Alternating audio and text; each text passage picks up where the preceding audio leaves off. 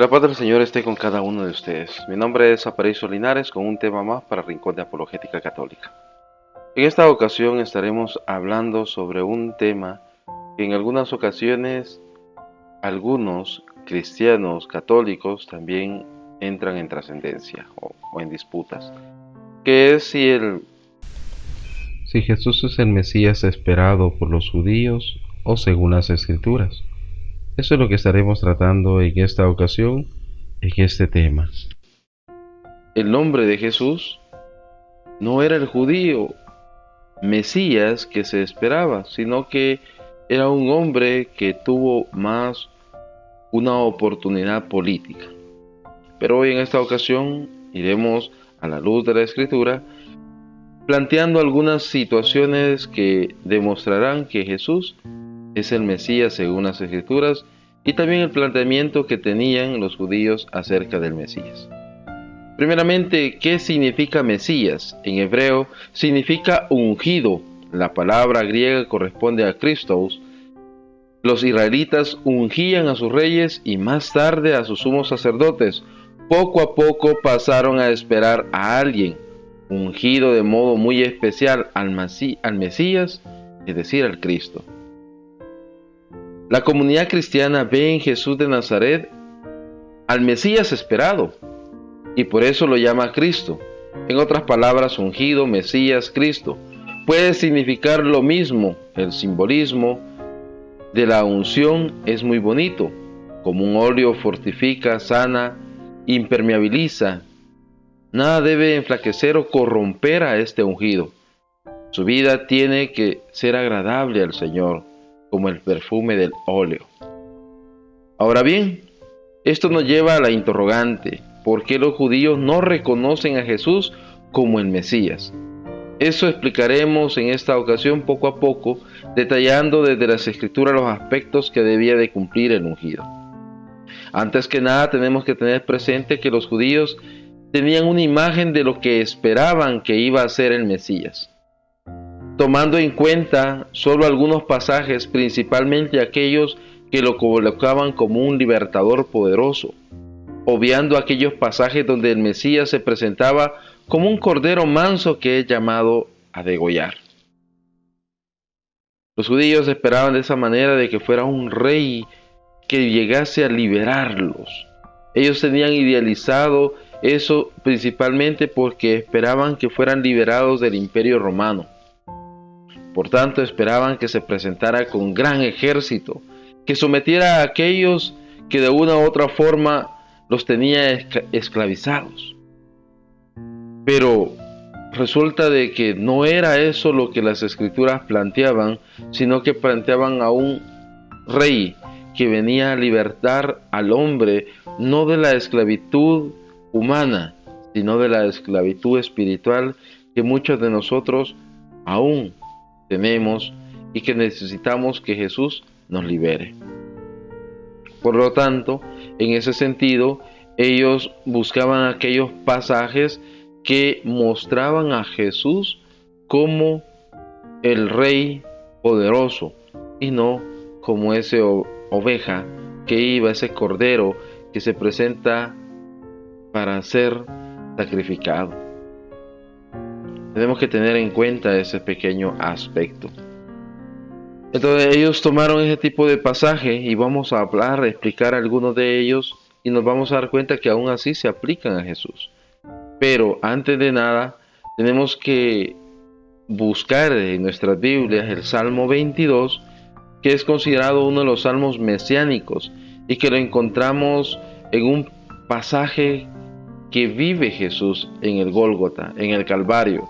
Y vamos a darnos cuenta de que justamente narra mucho de lo que Jesús vivió ese día. Y seguiremos viendo esos indicios, el dolor, el sufrimiento que pasa, donde Él también explica de que se le veían sus huesos, en donde vemos que se rifan sus ropas y otros aspectos más que están plasmados en este salmo, como la burla en la cual Jesús es sometido, Jesús es humillado, Jesús es aquel rey que está clavado en la cruz. Y eso es lo que ellos no quieren ver. Si recordamos, cuando ya está Jesús en la cruz y el emperador ordena que pongan el letrero de por qué ha sido crucificado, pone Jesús, Rey de los judíos. Y los judíos se enojaron, principalmente los del Sanedrín, que llegaron a querer cambiar eso. Y le dijo el emperador: lo que escrito está, se queda. Entonces tenemos que tener eso en cuenta. También cuando vemos los pasajes del profeta Isaías, encontramos que muchos nos dan indicios de muchas cosas que el pueblo judío esperaba, pero también donde nos habla de que alguien será humillado por todos aquellos a los cuales no lo esperaban. Es decir, el pueblo judío no esperaba en Jesús que se cumplieran las profecías del ungido, del Mesías. Veremos algunos pasajes. El primero, que sería Isaías capítulo 11, versículo 1, nos dice: saldrá un vástago de la cepa de Jesé, y de sus raíces florecerá un retoño. Tanto judíos como cristianos estamos de acuerdo en que el Mesías es descendiente del vástago de Jesé, es decir, del papá del rey David. Y resulta de que Jesús es justamente un descendiente directo del rey David. ¿Cómo lo demostramos? Ya que en San Mateo 15, 22 nos narra una historia. Dice: en esto una mujer cananea venía de aquellos contornos, se puso a gritar: Señor, hijo de David, apiádate de mí, mi hija está poseída cruelmente por el demonio. Pero también lo podemos ver en el mismo evangelio según San Mateo capítulo 20, versículo 31, que nos dice: la multitud le reprendía para que se callase, pero ellos gritaban más fuerte diciendo: Señor, hijo de David, ten piedad de nosotros. Podemos darnos cuenta que el mismo pueblo reconocía en Jesús que era un hijo de David, y cumpliríamos esta parte para demostrar de que Jesús es hijo de David o descendiente de la tribu de David. Por tanto, mis hermanos, el primer punto estaría de acuerdo tanto judíos como católicos. Luego en Isaías capítulo 25, versículo 8 dice: eliminará para siempre la muerte. El Señor Dios enjugará las lágrimas de todos los rostros y apartará el oprobio de su pueblo en toda la tierra, porque ha hablado el Señor. Nuevamente en este pasaje atribuido al Mesías nos muestra una frase que cristianos creemos y se le atribuimos a la resurrección de Jesús, en el cual posteriormente lo menciona el apóstol San Pablo. Pero hay un detalle. El judío creía en este pasaje de que Jesús iba a llegar a liberarlos de la muerte que podían causar sus enemigos, y no de una muerte espiritual. En el caso de los cristianos, sabemos que ha sido la muerte espiritual la que estábamos nosotros ya condenados por el pecado original de nuestros padres, Adán y Eva. Pero en 1 Corintios capítulo 15, versículos 55 al 57 nos dice: ¿dónde está, muerte, tu victoria? ¿Dónde está, muerte, tu aguijón? El aguijón de la muerte es el pecado, y la fuerza del pecado la ley. Pero demos gracias a Dios que nos da la victoria por nuestro Señor Jesucristo. Este pasaje nos hace el recuerdo que la muerte no puede con el poder de Dios, reflejado en el sacrificio de la cruz, que nos llena de esperanza a cada uno de nosotros los creyentes. Mas si lo vemos reflejado en el milagro de la Eucaristía, que el mismo Jesús demuestra en el Evangelio según San Juan capítulo 6, versículo 54, cuando nos dice que quien no come y no bebe su sangre, no tendrá vida eterna. Aquí nos damos cuenta de que realmente tenemos a un Jesús que derrota la muerte en la resurrección, y eso también llega a nosotros a través de la Eucaristía, donde al consumirla de la manera correcta, también nosotros recibimos esa bendición de no morir. Pero tenemos que morir al pecado, es decir, tenemos que dejar de pecar para que las cosas sean como Dios lo quiere en nuestras vidas. En este pasaje que hemos leído, vamos viendo de que realmente hay algo más profundo. Y lo podemos ver en Apocalipsis capítulo 20, versículo del 13 al 14. El mar entregó los muertos que había en él, la muerte y el Hades entregaron los muertos que había en ellos, y fue juzgado cada uno según sus obras. Entonces la muerte y el Hades fueron arrojados al estanque de fuego. Esta es la muerte segunda, el estanque de fuego. Vemos que incluso la muerte va a tener que entregar a todos aquellos que cobró y va a ser vencida en el amor del Señor, de Cristo.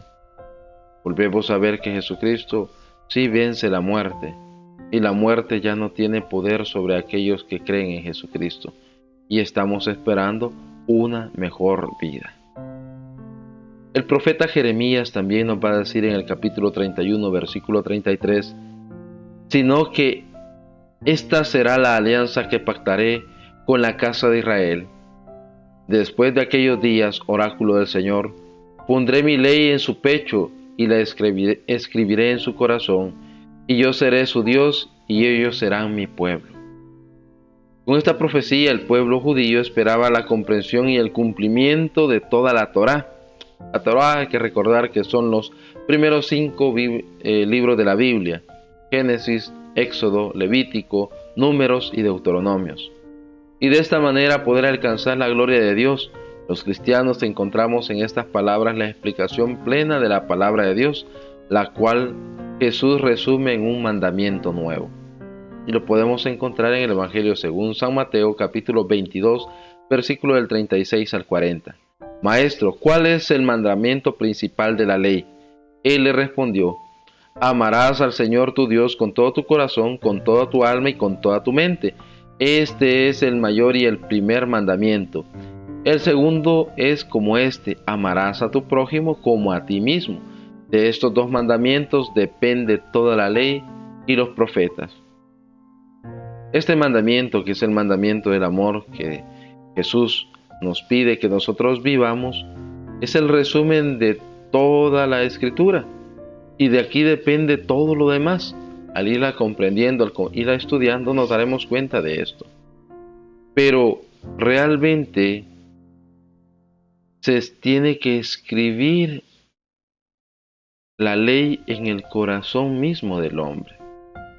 Y el hombre tiene que entender que eso ya se había mencionado en el Antiguo Testamento, pero no lo habíamos hecho vida en ningún aspecto. Por ejemplo, en Deuteronomio 6:5 dice: amarás al Señor tu Dios con todo tu corazón, con toda tu alma y con toda tu fuerza. Esta parte la mayoría lo entendemos y por eso hacemos incluso sacrificios para poder agradar a Dios. Pero el sacrificio que Dios quiere es que nosotros también nos amemos unos a los otros y que podamos recibir esa bendición. Y dirán: no es posible que solamente eso. Pues en Levítico capítulo 19, versículo 18 dice: no te vengarás ni guardarás rencor a los hijos de tu pueblo. Amarás a tu prójimo como a ti mismo, yo el Señor. Es decir, no te vengarás, no guardarás rencor, y es justamente lo que muchos de nosotros seguimos teniendo en nuestro corazón, aun cuando nos decimos que somos católicos, cristianos, comprometidos. Entonces, tenemos que tener cuidado en ese aspecto. Podemos darnos cuenta que todas las profecías nos conducen a Jesús, ya que en Él se da cumplimiento a toda la Escritura. Y al ir profundizando en ella descubriremos al Mesías que vino para darnos vida y vida en abundancia. Es aquí donde es importante estar sujeto al magisterio de la Iglesia, que es quien nos explica las Escrituras, de la misma manera que el mismo Jesús se lo explicó a los discípulos de Emaús. Para eso podemos buscar en el Evangelio según San Lucas, capítulo 24, versículo del 26 al 27, que nos dice: ¿no era preciso que el Cristo padeciera estas cosas y así entrara en su gloria? Y comenzando por Moisés y por todos los profetas, les interpretó en todas las Escrituras lo que se refería a él. Entonces, cuando nosotros vamos conociendo la palabra de Dios, cuando nosotros nos vamos enamorando de la Escritura, cuando nosotros leemos la Biblia a la luz del magisterio de la Iglesia que nos ayuda a entender, vamos a poder decir las frases que estos mismos discípulos dijeron en el mismo capítulo 24, versículo 31 al 32 del Evangelio, según San Lucas nos dice: entonces se les abrieron los ojos y le reconocieron, pero él desapareció de su presencia y se dijeron unos a otros: ¿no es verdad que ardía nuestro corazón dentro de nosotros mientras nos hablaba por el camino y nos explicaba las Escrituras? Nosotros tenemos que vivir la Escritura. Acá también este pasaje nos va a hablar de lo que es la Eucaristía. Y Él se queda presente en la Eucaristía para poder vivirlo. Pero necesitamos que alguien nos explique, así como el etíope, que Felipe llega y le explica las Escrituras, así nosotros también necesitamos, a la luz del Espíritu Santo, el magisterio de la Iglesia, que nos explique la Escritura plenamente, y vamos a encontrar a Jesús vivo dentro de cada uno de los pasajes. De esta manera doy terminado a este tema, como siempre recordándoles a que se suscriban al canal de Rincón de Apologética Católica. También tenemos en página de Facebook, tenemos canal de YouTube, tenemos también Instagram, Twitter. Hace poco abrimos lo que es también TikTok, para que ustedes puedan estar informados de cada uno de esta información. Los invitamos a ver también los diferentes programas que Rincón de Apologética posee, para que sean de bendición para cada uno de ustedes. Por lo tanto, hermanos, bendiciones a todos.